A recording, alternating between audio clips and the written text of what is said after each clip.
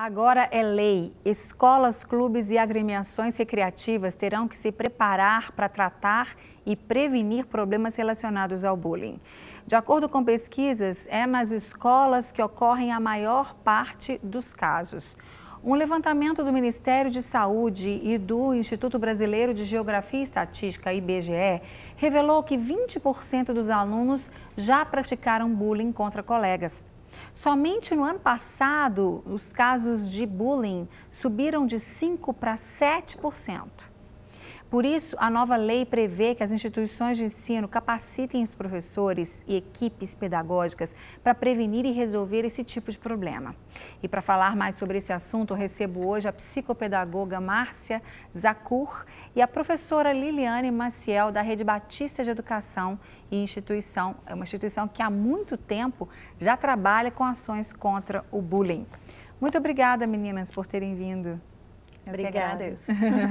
Que bom ter vocês aqui e para falar sobre esse assunto tão importante, né? Porque a gente vê que, infelizmente, o número aumentou. Por mais que se fale, por mais que a gente traga informações, a televisão sempre, através dos programas, através dos seus programas diversos ou jornalísticos, sempre tem trazido esses assuntos. A gente tem visto matérias porque alguns casos chegam a extremos, não é? Sim. E mesmo assim a gente vê que, infelizmente, em alguns casos está aumentando.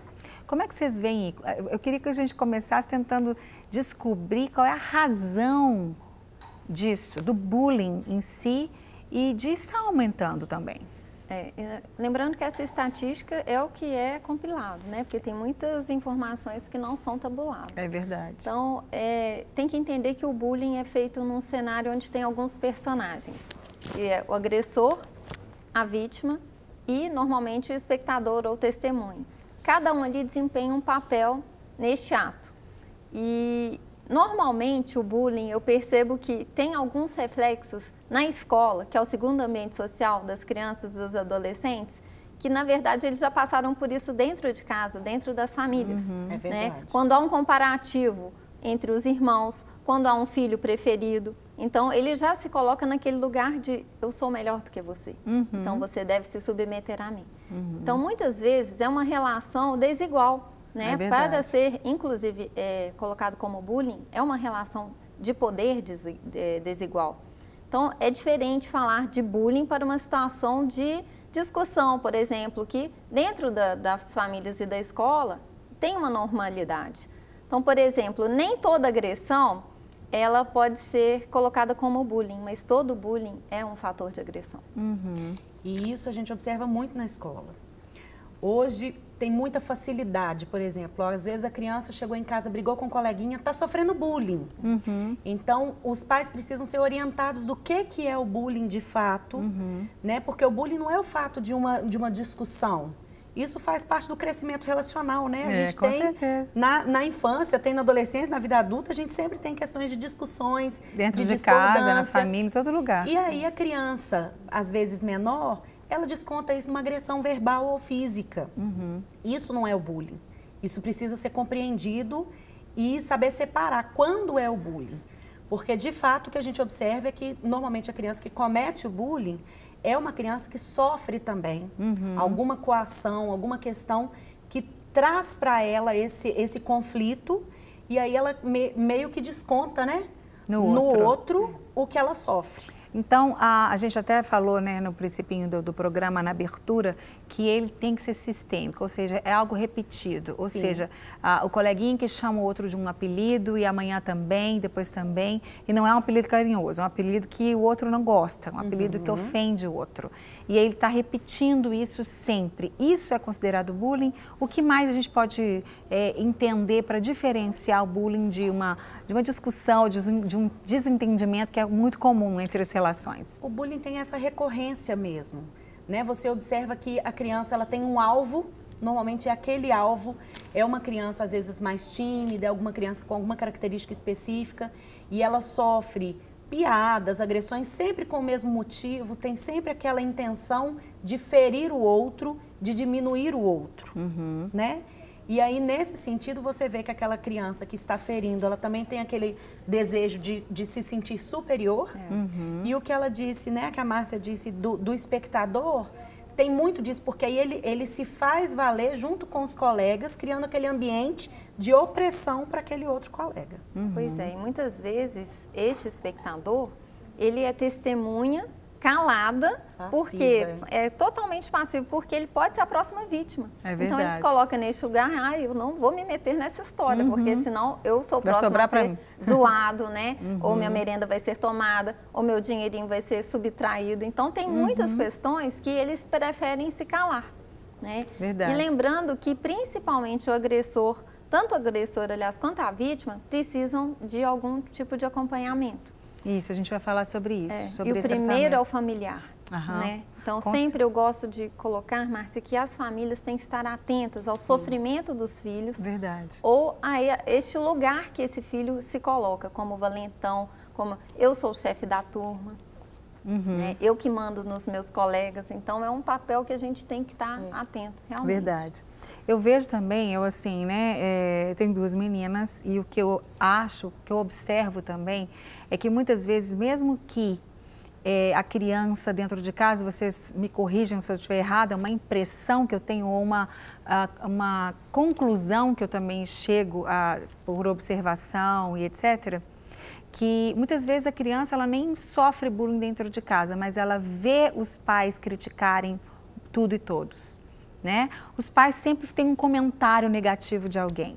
Então, nossa, fulano às vezes está falando de alguém da televisão, tipo, não é meu parente, não é meu amigo. Então, nossa, como aquele fulano engordou, tá com cara de velho, emagreceu demais, tá com cara de velho.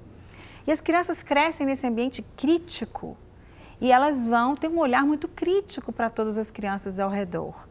Eu penso que isso também coopera muito para que essa criança fique crítica e comece, porque ela repete aquilo que os pais estão fazendo. E aí né? há a confusão com o bullying, porque aí é uma criança crítica, é uma criança que de fato vai mexer com todo mundo, vai criticar tudo e todos, mas isso não pode ser considerado um bullying.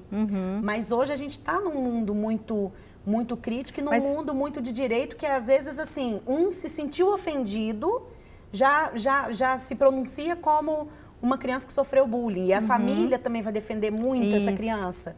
E aí, essa criticidade exagerada, ela cria um ambiente meio que propício ao bullying. Isso acontece. E talvez parece que é uma ponte, né? Uma pontezinha, é uma linha meio tênue, assim. O ambiente fica mais propício. É verdade. Vamos conferir agora, então, gente, o relato da cantora Alda Célia, que é muito querida de todos nós brasileiros cristãos, né? Uma mulher maravilhosa, compositora, uma pastora. E ela viu o seu filho Nicolas ser vítima de bullying. A cantora retrata esse episódio na música Filho Amado, que ela compôs depois dessa experiência com o filho. Vamos ver. Temos enfrentado muito o fenômeno do bullying e eu passei por isso. Meu filho, eu te abençoo, te libero para prosperar. O Espírito de Deus está sobre ti. O meu filho foi na escola chamado de aluno mais insignificante. Ele que é um menino muito inteligente, muito de Deus, muito tranquilo, né, calmo, e ficou abalado. Se lembre bem quem você é. O Espírito de sabedoria, o Espírito de inteiro. Na minha história, nós sempre lutamos contra o sentimento de insignificância, o sentimento de vergonha, de timidez, de não ser bom o suficiente. E aquele mesmo espírito estava querendo então infiltrar no coração do meu filho através desse bullying. De temor, o Espírito do Senhor está sobre ti, meu filho amado. Perguntei a ele, quem é você? Você se sente assim? Ele disse, não, mãe, eu sei quem eu sou. Eu sou o filho amado do Pai. Isso se deu porque nós estamos sempre cantando profeticamente a palavra de Deus. E quando os pais proclamam a bênção do Senhor sobre os seus filhos, principalmente quando cantam profeticamente, fica inserido no coração. E é como uma unção que sela. E as palavras negativas não vão entrar nem na mente, nem no coração dos nossos filhos. Meu filho amado, abençoado, o Espírito Santo habita em ti, o Espírito Santo habita em ti. Que lindo, Alda, beijo, querida. uma bênção, uma música maravilhosa, né, que surgiu aí desse momento tão difícil, porque é muito difícil uma mãe escutar o filho dizer isso, né? Mamãe, na escola fui escolhido o menino mais insignificante. Que palavra pesada, que palavra terrível. Mas ele já tinha dentro dele, por isso a importância dos pais, já desde que os filhos nascem, não é? Ele já estabelecer dentro deles o valor que eles têm, não é? Recentemente na escola a gente teve uma palestra sobre bullying. A gente teve 2 advogados que falaram e eles falam muito sobre isso, na questão de os pais dialogarem com a escola, nos lugares que a criança frequenta, para que esse diálogo possa ser frequente, porque a criança ela evidencia. Às vezes ela se fica mais intimidada e se retrai. Então tem como a família perceber. A escola a gente fica 4h30 com essa criança. Em casa é um tempo mais longo, dá para perceber uma mudança de humor, uma mudança de perfil mesmo. E aí, junto com a escola, ir dialogando, descobrindo isso e buscar uma ajuda, porque os dois precisam de ajuda, né? Com certeza. Com certeza. E até os espectadores também, né? Porque precisam aprender a se posicionar.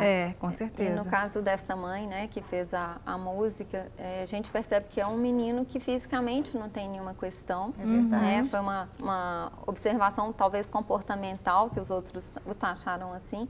E como que isso tem sido mais comum hoje em dia, as crianças, os adolescentes sofrerem de bullying por agir certo, por agirem, escolher não beber, escolher comer frutas ao invés de comer sanduíche na hora do recreio. Então tudo tem tirar sido uma nota boa, né? Então a inversão completa de valores, é verdade. Como que a sociedade, a escola, como ambiente social, tem sofrido da falta das famílias acompanharem os filhos, de terem uma educação alimentar, talvez, de educar para um caminho certo, que não tenha bebida nem drogas, né? Verdade. Então, isso faz toda a diferença, né?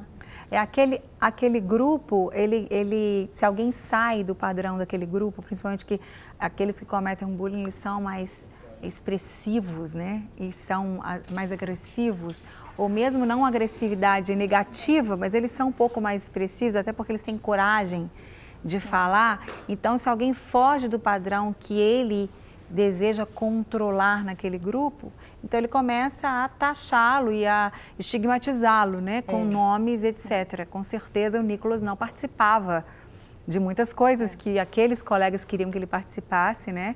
E para eles, ele era insignificante, que bom que ele não significava para eles aquilo que eles queriam que ele significasse, né? E nesse caso ainda tem um benefício, porque mais do que eles acharem que ele não significava nada, ele tinha uma formação na família e espiritual que deu base para ele não receber esse bullying de uma forma negativa, e sim de tratar isso com uma naturalidade, sabendo superar. É verdade. É claro que deve ter doído um pouco, né? Nós somos humanos e ele é uma pra criança. Mãe, mas não afetou, não o machucou a ponto dele não conseguir resolver e trazer para a mãe. O que é tão importante, não é, gente? O relacionamento dos pais com os filhos para que o filho tenha essa liberdade de falar com a mãe. A gente tem muita coisa para falar sobre isso, tratamento, né? Que você já citou, que tem que ser de todo mundo, você acabou de citar também. E depois nós vamos fazer uma pausa agora. Para receber todas as novidades do canal, inscreva-se. E se curtir o vídeo, clique em gostei. Aproveite para acompanhar a Rede Super nas redes sociais.